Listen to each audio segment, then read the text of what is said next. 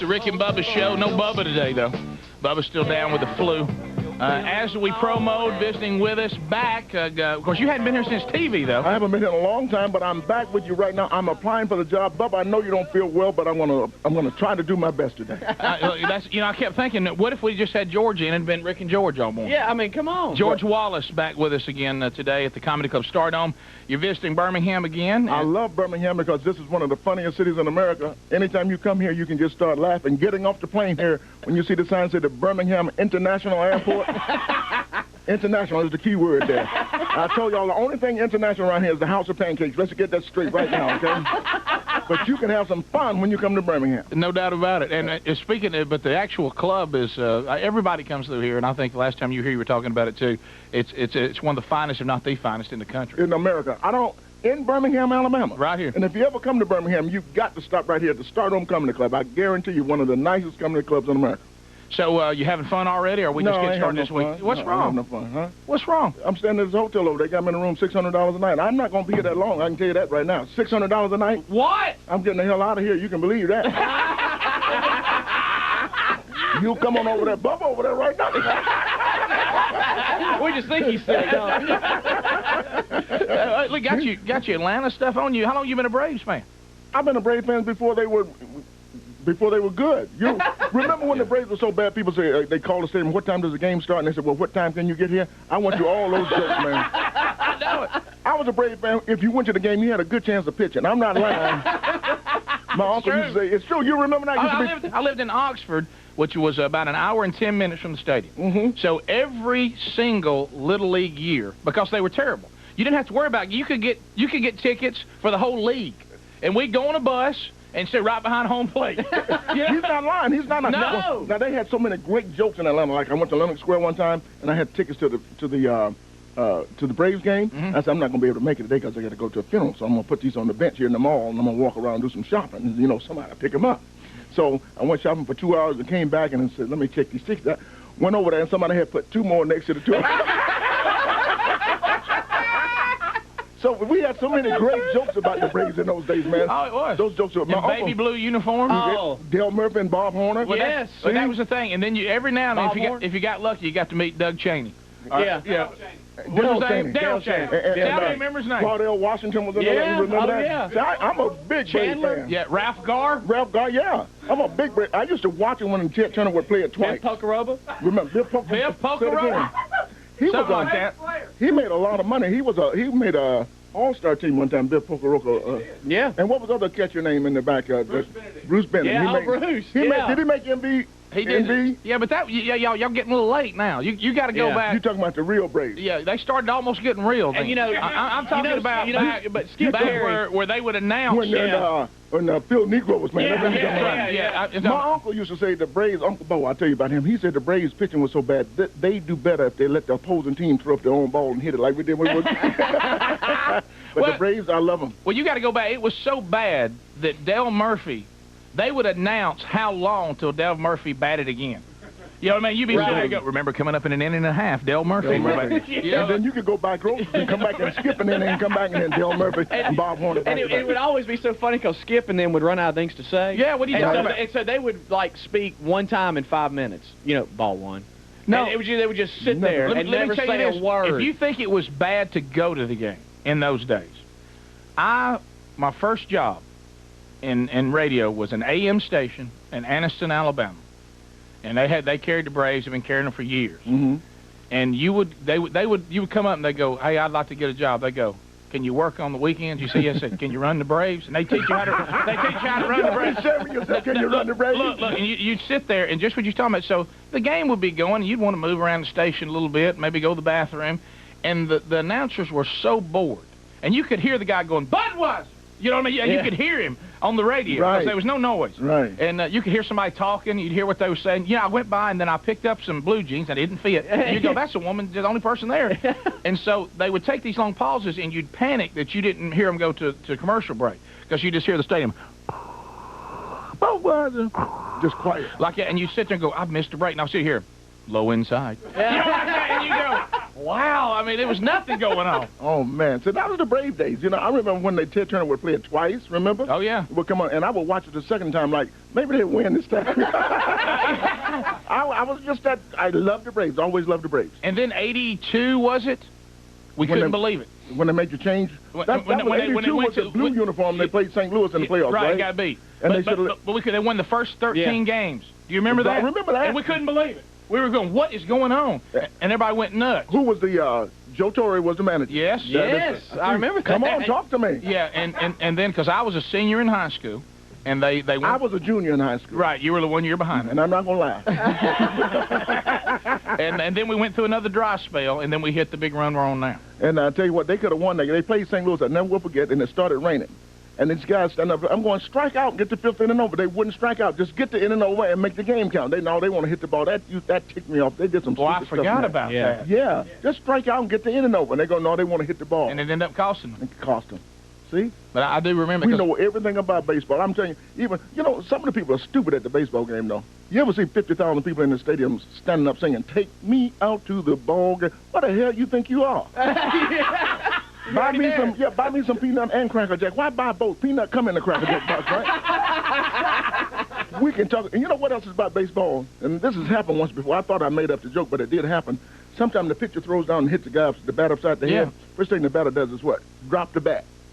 Now, if you're going back out to the mound, yes, sir, take that bat with you. That's right. And I said, better yet, just turn around and knock the hell out of the catcher. That's right. Make him pay That's for it. the call of that pitch. You know what I'm saying? And then he can't tackle you when you go for the Thank pitcher. you so much. That's what they always do, don't they? The catcher tackle. Yeah, so you ought to know that's coming. You've seen it for weeks. Hey, you know what? I should be in charge of baseball. I think I would make it much more interesting. Some people say it's boring, but it's my favorite game. I think what we should do every day, everybody play a different position. No matter what. You know, when we were kids, every year, you don't know what you're going to play until you got to the stadium, That's right? Wouldn't it be nice to have, like, Greg Maddox, shortstop? You don't know what you're going to be exciting. Maybe more errors, but it'll be exciting. Well, it was funny because we just started on the Turner South thing, so we kind of end with the Braves now. Mm-hmm. And we never, we went through the years of the Little League team sitting behind home plate, but then they got good. And then I'm back up in the upper deck. Back up upstairs, right? Yeah. So I had never sat in really good seats, except Coca-Cola every now and then, because, you're enjoying the bottled Coke. You couldn't believe it. I can't believe it. The green bottle, too. Yeah, we got to go sit in their suite one time, which is really good. Really nice. Yeah, so then Turner South said, we want to bring you to a game and let you go on the air and do an inning. Which, like us growing up Braves fans, that was incredible. Right. So we're sitting there, and our one of our producers, Don Juan DeMarco Williams, he wasn't going to do the booth thing. I know Don Juan. Yeah, you met him out in the hall. Yeah, I met his mama, too. Oh, no! Yeah, you missed it. No! He said he met your mom. Here we go. Oh, man. George's about to get on your mama. George, watch it now. You world famous for mama jokes. I saw you. I love his mama, too. Beautiful. What'd you say, Don Juan? Oh, no. George, I love him cracking on my mama. And see, I grew up in school doing this kind of stuff, cracking on each other's mom, all my boys. Yeah. We get on each other's mom. But I never had it with, like, professional, like, hey. I saw he's like a pro of the mama jokes. One night on the Tonight Show, you got to rolling, and I mean, but I said, where are we going to end up? It's going to be a fight before it's over. We just have fun, it's just love. Sure, well, it's all in good fun. Yeah, I don't even do the mama jokes now, but I cannot do my show without somebody in the audience shouting out, how about your mama, especially in Birmingham. Oh, yeah, you going to hear that. Especially in Birmingham. One dude told me my mama the other day, he said my mama had a glass leg, and when you fill it up with chocolate milk, when you want to call her, you just go, yoo-hoo, yoo-hoo, yoo-hoo.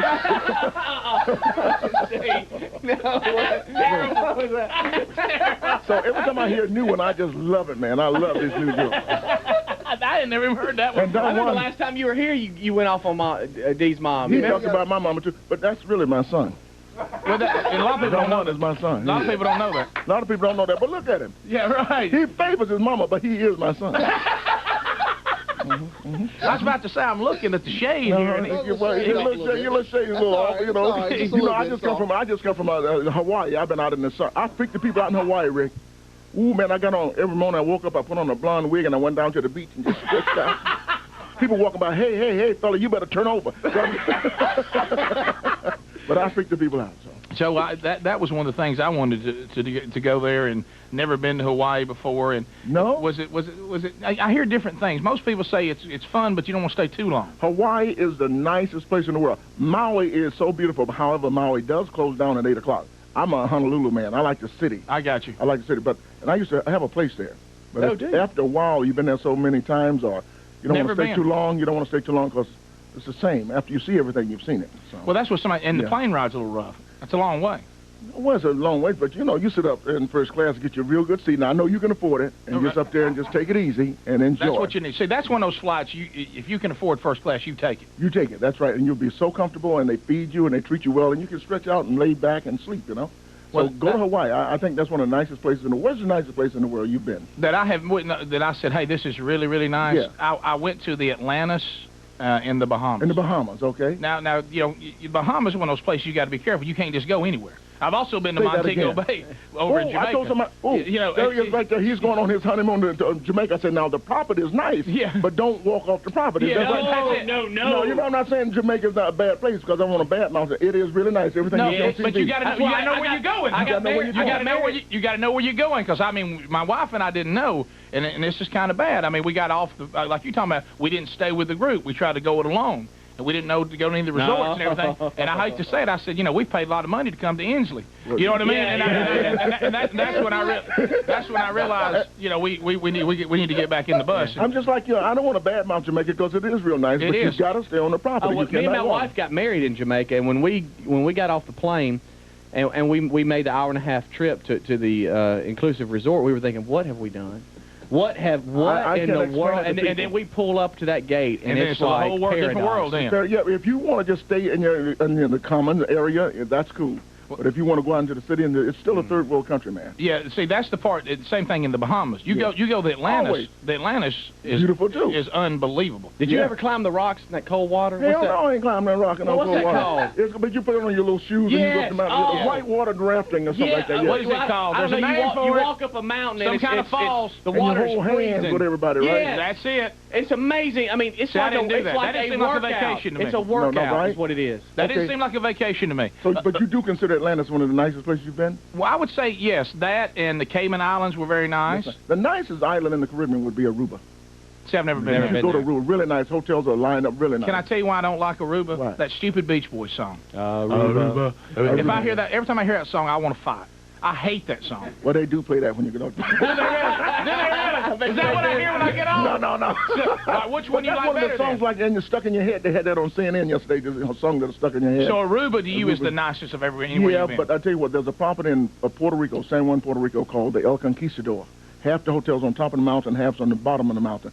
Golf course, everything's right there. Got about 9 restaurants, got a casino, everything. If you ever want to go to the nicest property one of the nicest in the world, that would be the place. And I've been all over the world. Yeah, but see, George, you know, I've been all over the world. Sounds like you it. have children, That's what they tell me. right? But they all would be teenagers or above. Yeah. Don't worry. They would be able to handle themselves. See, I got 4 kids. Well, you need to go. I started to say Las Vegas. You've been to Las Vegas? Yes, been there. Yeah, that was nice. That was good for kids. Where can kids go? Well, the Atlantis Disney wasn't too World. bad because now some people get upset when but the Atlantis was good because when you're there, there's pools, there's water slides, there's the beach. It's all there. Yeah. You ain't got to go anywhere. Right. So, but now if you get over in like the $20,000 night suites, they don't really care to see your kids. But but you got to be careful where you stay. This is true. Which I don't think. I try to let my kids every now and then run down that hall just to kind of bring them back to reality. Some of us cottage folks out here like to go and see y'all for a minute. Well, that's what the place is I'm telling you about, the El Conquistador. But it's really nice. We'll come back. George Wallace is with us, 877 We Be Big. George Wallace, the Comedy Club Stardome this weekend. Go to stardome.com or call 205-444-0008. Some tickets still available if you want to see George Wallace live on the stage at the Stardome. We'll be right back. This is George Wallace. That's right, crazy George Wallace. I'm here with Rick and Bubba, and I tell you, Don Juan Mama is so ugly, when she go into the woods, the trees pee on her. Terrible. Yeah, I said it. She walked by the toilet, the bathroom just flushed by itself. Terrible. He's such a nice man, isn't he? He is. He's a good kid. I'm jotting all of them down because I'm going to use them from somebody else later on today. Well, you can do that. And bring me some new I'll ones, give too. you credit, though. Thank you. I got this from George, Well, you're my son. You can have anything I got. So who's on TV today you were talking about? George, I've been discussing this on the show for months. Uh-huh. On Regis and Kathy Lee this morning, we're getting calls, and I got an email last night, Patty LaBelle. I know her. I was with her Friday night. Really? I like Patty, but let me ask you this. Okay. I got it. Go ahead. I'm Okay. thinking this Coca-Cola, you know, is still strong in the bottle. I know.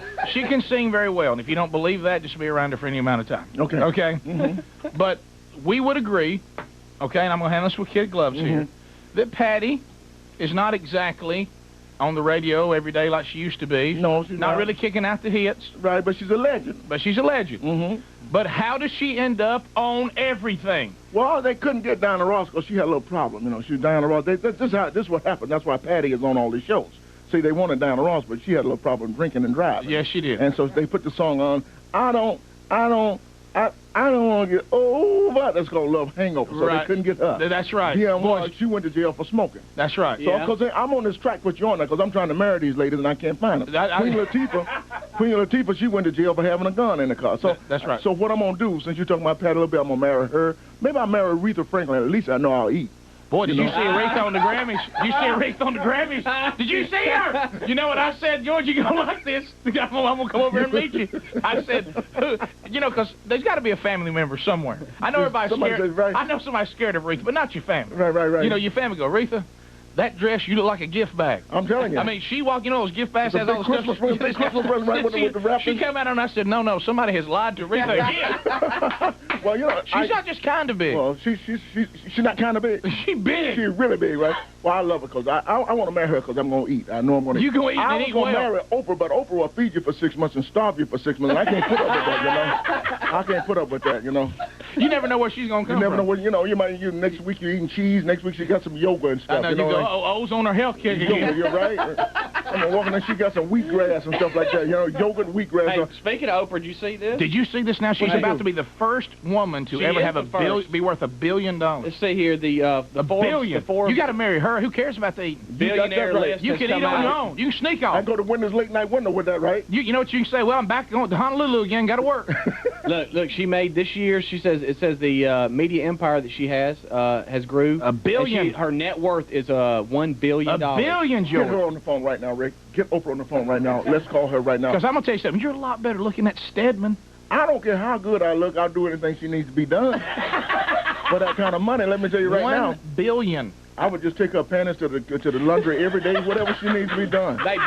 Bill Gates is only worth $40.7 billion. Yeah, well, is that all? He lost half his money. Ted Turner lost half his money, but they're still doing real good. Yeah, sure. Don't you know there's some guy that used to slap Bill Gates in the back of the head and take his lunch money and goes, yeah, Because you that's a lot of money. Warren Buffett remains second place, 30.5 that's billion. that financial advisor that's Warren to Jimmy Buffett. You should buy, he's cousin to Jimmy Buffett? Something like that. Well, you have to buy everything that he's buying. Now, You'll be happy to know the owner of Black Entertainment Television, Robert Johnson. I was with him Friday night. He's a billionaire. Yeah, of course he is. I was with the two black billionaires on Friday night with Patti LaBelle. That's what we were in New York. But have you noticed, it don't matter what show it is, if there's multiple acts, they'll be going tonight to Justin Timberlake, you know, Britney Spears, Patti LaBelle. And you go, how did she get in there?